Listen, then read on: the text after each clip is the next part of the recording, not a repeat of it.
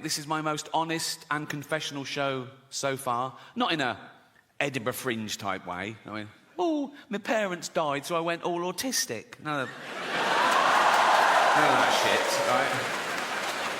My parents did die, but I'm pretty sure I'm not autistic, because once someone gave me a Rubik's Cube and I put it straight in the fucking bin.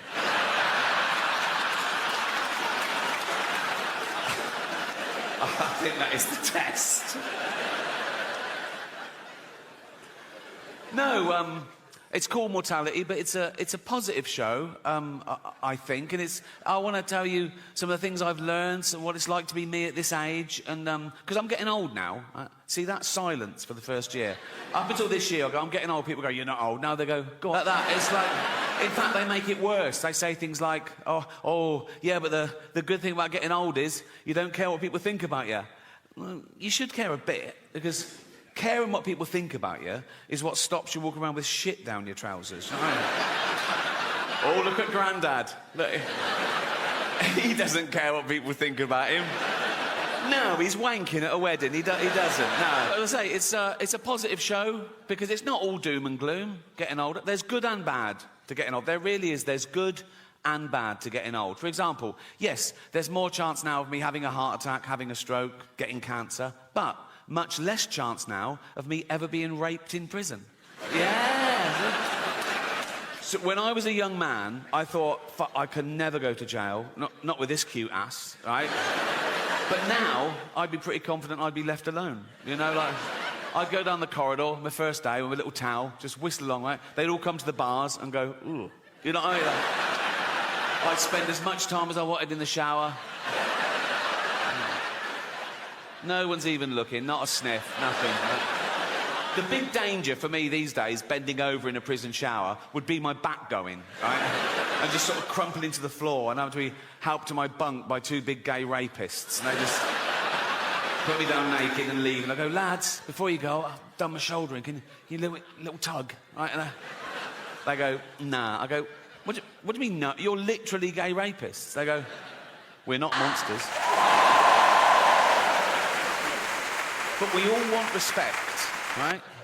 We all want respect, and we all want to raise our status in society. We can't help that. That's in our evolution. That's group selected from when gossip used to control the tribes, right? And there's still two ways you can raise your status in society. One, be competent at something. Like, oh, he's a good hunter. Go with him. He's good for the tribe. The other way you can raise your status is have virtue. Like, oh, he's not a great hunter, but he's wise or kind or whatever, you know. And then, with the advent of social media, people suddenly discovered they could just say they were virtuous. No evidence, no proof, just loads of flags in their bio, right? And they would raise their status by bringing other people down, catching other people like, oh, look what he said. Oh, he's not as virtuous as me. Look how good I am, look how bad. And that's where the term virtue signalling comes from, right?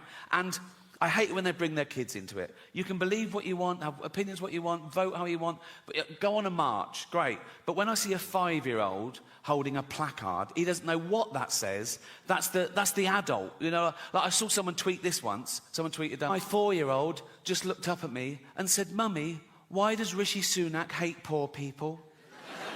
Never fucking happened, right? But the most annoying thing about virtue signalling is it's people being smug about having the morality of the age. You're what you're like because of where you are and when you are. Like, it's not brave of me to be an atheist in this country, in this year. It would have been brave 200 years ago, or mental, right? And it would be brave in some other countries, or mental, right? But people say things like, oh, I'm anti-racist. Yeah, well done. We all are. We know that's the way to be now, but it wouldn't have always been. Well, if you'd have been born in a different place or time, maybe you wouldn't. They go, no, I'd been anti-racist whenever I was born. Well, people say things like, they go, oh yeah, I'd have definitely hidden Anne Frank. Would you? Would you? Anne Frank comes to your door in the war, like you open it, right? There's Nazis everywhere, right? She goes, can I hide in here? You go, what up? Just face-palmed Anne Frank, like that. Whoa, wait. What happens if they find you? They murder me and you. Go next door. They've got a lovely big attic. They've got a typewriter. You're going to... But I'm anti-racist. Of course I am. But I'm willing to admit that if I'd have been born 300 years ago and I was white and wealthy, I'd have probably have owned slaves. Because I'd been nice to them, so shut up, right? I'd be, yeah. I'd be the best slave owner you've ever fucking... No, I'd dress mine well. I'd dress my slave... Yeah, I would. I'd dress mine in little suits, right? I'd go throw those dungarees away, put a little suit on it. All the other slaves looking at it, I go, fuck. And I go, right, let's go to the pub, boys. Right? And all the white people go, you can't take your slaves to the pub. I go, fuck you, fascist. They're my slaves, I'll do what the fuck I want with them. We go in the pub, the barman will go, you can't bring them in here. I go, fuck, we're going to the saloon bar as well. We got little suits on it. You look good in your suits, boys. Wear socks. We wear socks. I go, buying the drinks, put your money away. You haven't got any money, but you know what I mean? And then we're just having a laugh, teasing each other, just bants. Like, if one of them got a bit too familiar, I would have to punish him, just to keep the status quo. If he called me gammon or something, which is the only racial slur allowed now, isn't it? That's fine. You can call a white person a gammon. It's fine for some reason. You can even be ageist. You go, you fucking old gammon, and it's totally acceptable for some reason. But I'm going to reclaim the word. You know, like black people have reclaimed the N-word, I'm going to reclaim the word gammon. So I'm going to be in Carluccio's in Hampstead, right? Hanging, going, how you doing, McGammon? Right? And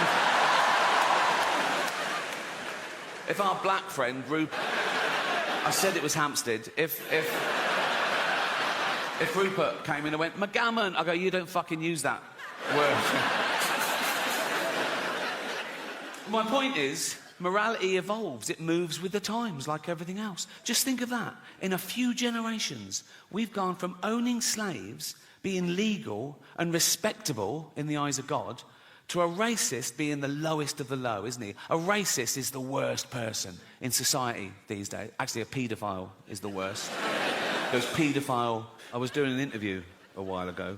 I don't think the journalist liked me. He asked me this question. I thought it was rude, right? So I gave a fake answer, right? He said, so what have you got planned for your funeral? And I went, I want to be fed to the lions at London Zoo. He went, really? I went, yeah.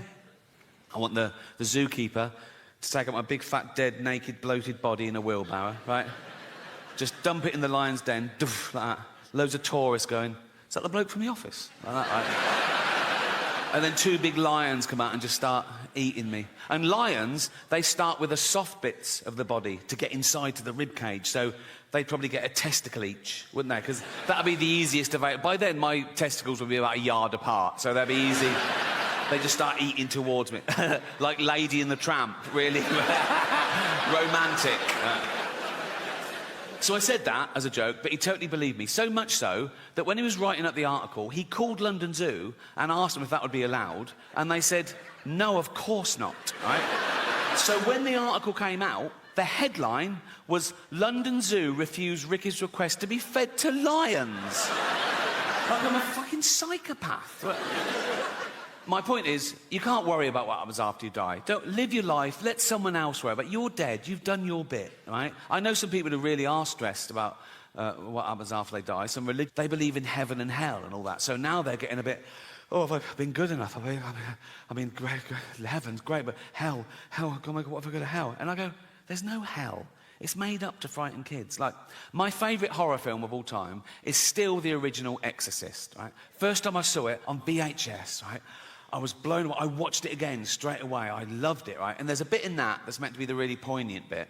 And I laughed the first time I saw it because it was the idea of the devil being this crass and childish. You know the bit. So, the little girl's possessed by the devil and they're doing an exorcism and they're throwing holy water on it. She's hissing, right? They're going, the power of Christ compels you. The power of Christ compels you. And at one point, the devil makes the little girl turn her head round and he makes her say, your mother sucks cocks in hell. Right? And the bloke, she said, he's devastated. He's like, because he's thinking, oh, no, that's the real devil. So he knows, so it's true, my poor mother sucking cocks in hell, right? If scientists actually found the devil, I was wrong. There is a they found the devil, they tested him, it was peer-reviewed, it won the Nobel Prize for fucking everything, because it would be the greatest discovery of all time, right? And I'd look at the science, I'd be mind-blown, but I'd go, well, you've got to follow the science. So, you know, yeah, I believe in the devil. I wouldn't even be belief, it would be knowledge. I'd want to meet him. If the devil actually existed, I'd want to see it for my... As long as I was safe. I don't know what makes you safe from the devil. But if he existed, we'd find out, wouldn't we? We'd, like, vampires live forever, but now we know a bit of garlic really fucks them up. So we discover something, like if you put a devil in a cage with a sprig of parsley on top, he's weak or something, right? And I'd meet the devil, right? And I'd go for an order, and I'd go, he'd be there. I'd go, are you the devil? He'd go, yeah, right? And